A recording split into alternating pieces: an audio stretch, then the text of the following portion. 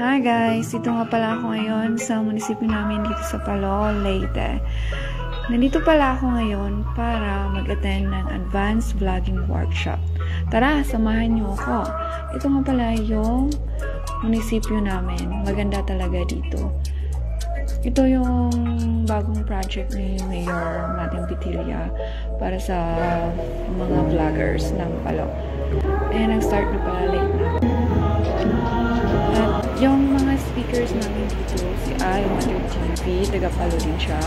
At si Seth TV, meron siyang 1.+ followers sa Facebook and YouTube.